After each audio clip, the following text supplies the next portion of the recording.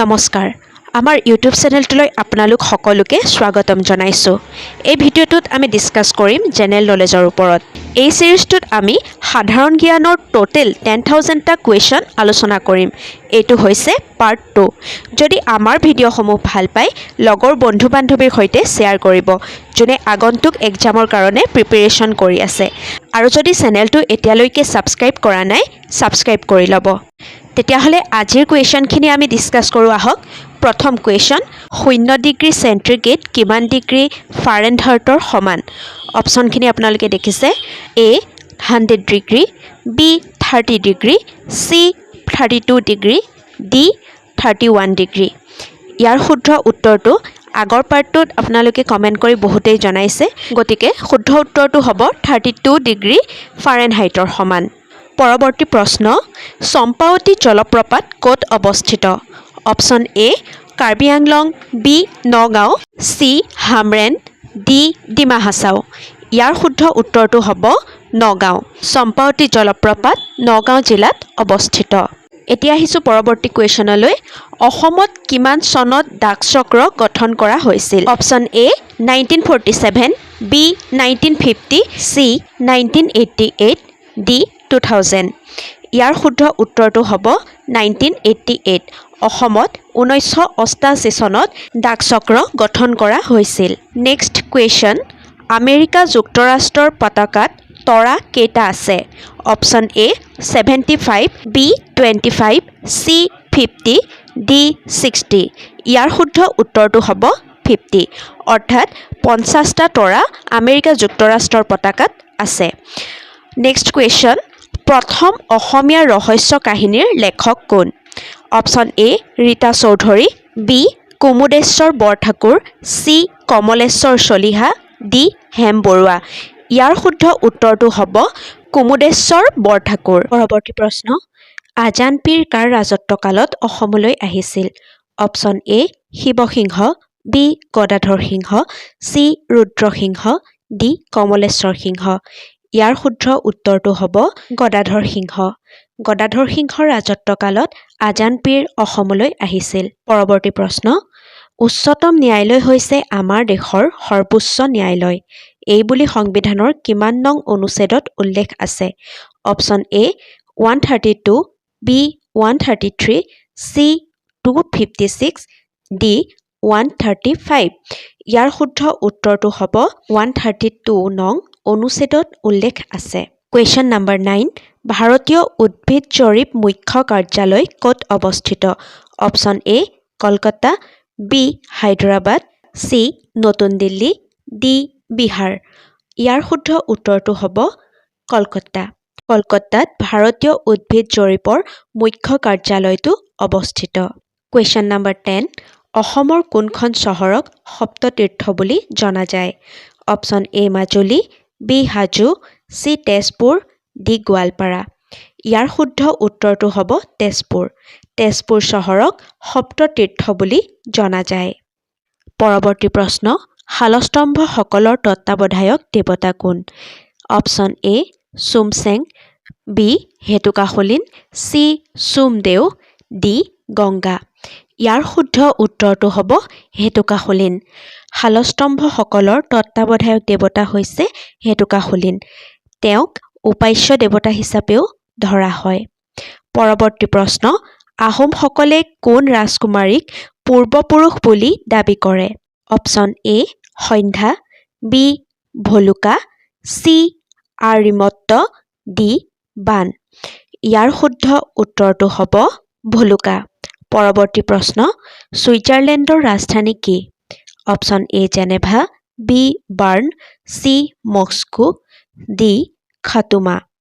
ইয়াৰ শুদ্ধ উত্তৰটো হ'ব মস্কো। ছুইজাৰলেণ্ডৰ ৰাজধানীৰ নাম হৈছে মস্কো। এতিয়া আহিছোঁ পৰৱৰ্তী প্ৰশ্নলৈ। তেজীমলা চলচ্চিত্ৰখন কিমান চনত প্ৰকাশ পাইছিল?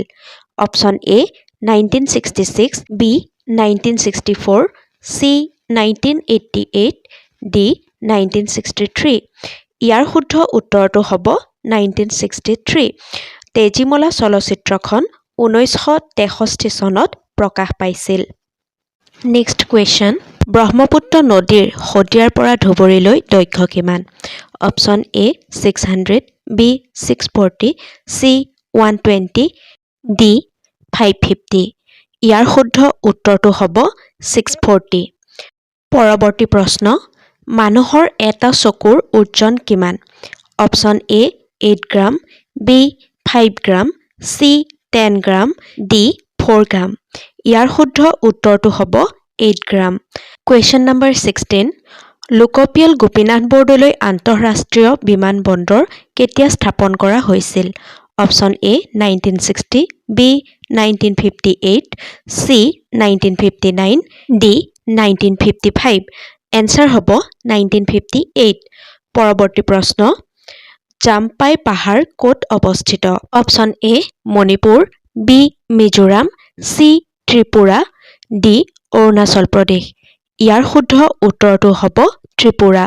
জাম্পাই পাহাৰ ত্ৰিপুৰাত অৱস্থিত। নেক্সট কুৱেশ্যন, মহিম বৰাই কিমান চনত সাহিত্য একাডেমী বঁটা লাভ কৰিছিল? Option A 2002, B 2003, C 1999, D 2000। ইয়াৰ শুদ্ধ উত্তৰটো হ'ব 2002। পৰৱৰ্তী প্ৰশ্ন, বিন বৰাগী পুথিখনত সৰ্বমুঠ কিমানটা কবিতা সন্নিৱিষ্ট কৰা হৈছে? Option A 12, B 9, C 8, D 15। ইয়াৰ শুদ্ধ উত্তৰটো হ'ব 12। বিন বৰাগী পুথিখনত 12টা কবিতা সন্নিৱিষ্ট কৰা হৈছে। কুৱেশ্যন নম্বৰ 19, আম আদমি পাৰ্টি কেতিয়া প্ৰতিষ্ঠা কৰা হৈছিল? Option A 2013 December, B 2012 November, C 2012 September, D 2013 January. ইয়াৰ শুদ্ধ উত্তৰটো হ'ব নৱেম্বৰ 2012। কুৱেশ্যন নম্বৰ 20, বায়ুসেনাত অসমৰ প্ৰথম অসমীয়া উইং কামাণ্ডাৰ হিচাপে অসমৰ কোন নিযুক্তি লাভ কৰিছে? Option A Abhilasha Bora, B Gunjan Phukan, C Barnali Gogoi, D Chetana Kakati. ইয়াৰ শুদ্ধ উত্তৰটো হ'ব বৰ্ণালী গগৈ। বৰ্ণালী গগৈয়ে উইং কামাণ্ডাৰ হিচাপে প্ৰথম অসমৰ মহিলা যিয়ে বায়ুসেনাত যোগদান কৰিছে। নেক্সট কুৱেশ্যন, আহোমৰ বৈৰাগী ৰজা বুলি কাক কোৱা হয়? অপশ্যনখিনি আপোনালোকে দেখা পাইছে। এই অপশ্যনখিনিৰ ভিতৰত শুদ্ধ উত্তৰটো হৈছে গৌৰীনাথ সিংহ। কুৱেশ্যন নম্বৰ 22, অশোক স্তম্ভত কিমানটা সিংহ আছে? Option A 3, B 4, C 5, D 6। ইয়াৰ শুদ্ধ উত্তৰটো হ'ব 4। অশোক স্তম্ভত 4টা সিংহ আছে। কুৱেশ্যন নম্বৰ 23, সশস্ত্ৰ সীমা বলৰ নতুন সঞ্চালক প্ৰধান হিচাপে কোনগৰাকী অসম সন্তানে নিযুক্তি লাভ কৰে? Option A doctor Rajib Bora, B doctor Shaktikanta Das, C doctor Sujoylal Thaosen, D doctor Ramprasad মিশ্ৰণ। ইয়াৰ শুদ্ধ উত্তৰটো হ'ব ডক্টৰ সুজয়লাল থিউৰছেন। পৰৱৰ্তী প্ৰশ্ন, কোনজন ৰজাক মানেপতা ৰজা বুলি কোৱা হয়? Option A Gaurinath Singha, B Kamaleswar Singha, C Jogeswar Singha, D Pramatta Singha. ইয়াৰ শুদ্ধ উত্তৰটো হ'ব যোগেশ্বৰ সিংহ। যোগেশ্বৰ সিংহক মানেপতা ৰজা বুলিও কোৱা হয়। কুৱেশ্যন নম্বৰ 25, কলকাতা বিশ্ববিদ্যালয়ত কেতিয়া অসমীয়া বিভাগ স্থাপন কৰা হৈছিল? Option A 1938, B 1940, C 1942, D 1935। ইয়াৰ শুদ্ধ উত্তৰটো হ'ব 1938। 1938 চনত কলিকতা বিশ্ববিদ্যালয়ত অসমীয়া বিভাগটো স্থাপন কৰা হৈছিল। পৰৱৰ্তী প্ৰশ্ন, গৰোৱালী হাৰৱালী ভাৰতৰ কোনখন ৰাজ্যৰ প্ৰধান লোকনৃত্য? Option A Uttarakhand, B Karnataka, C Goa, D Sikkim. ইয়াৰ শুদ্ধ উত্তৰটো হ'ব উত্তৰাখণ্ড। উত্তৰাখণ্ডৰ প্ৰধান লোকনৃত্যবিধেই হৈছে গৰোৱালী হাৰৱালী। পৰৱৰ্তী প্ৰশ্ন, বালাজী মন্দিৰ ক'ত অৱস্থিত? Option A Betkuchi, B Hajo, C Narengi, D Goalpara. ইয়াৰ শুদ্ধ উত্তৰটো হ'ব বেতকুছি। বালাজী মন্দিৰ গুৱাহাটীৰ বেতকুছিত অৱস্থিত। কুৱেশ্যন নম্বৰ 28 ভাৰতৰ কোনখন ৰাজ্য চৰকাৰে স্বৰ্ণবীৰ নাৰী যোজনা মুকলি কৰে? Option A Assam, B Jharkhand, C Uttar Pradesh, D Tamil Nadu. ইয়াৰ শুদ্ধ উত্তৰটো হ'ব তামিলনাডু। তামিলনাডুৰ ৰাজ্য চৰকাৰে স্বৰ্ণবীৰ নাৰী যোজনা মুকলি কৰে।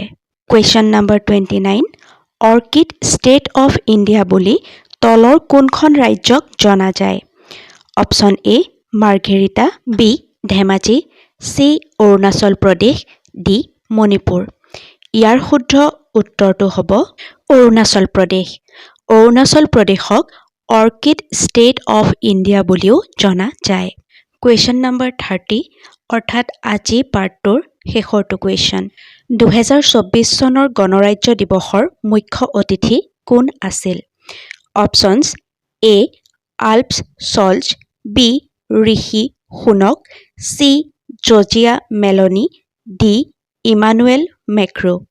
ইয়াৰ শুদ্ধ উত্তৰটো হ'ব ইমানুৱেল মেক্ৰ'। ইমানুৱেল মেক্ৰ' আছিল 2024 চনৰ গণৰাজ্য দিৱসৰ মুখ্য অতিথি। লাষ্ট কুৱেশ্যন ভাৰতে এছিয়া কাপৰ খিতাপ কিমানবাৰ দখল কৰিছে? অপশ্যন এ 5 বাৰ, বি 6 বাৰ, চি 7 বাৰ, ডি 8 বাৰ। এই কুৱেশ্যনটোৰ আনচাৰ মোক কমেণ্ট বক্সত কমেণ্ট কৰি জনাব।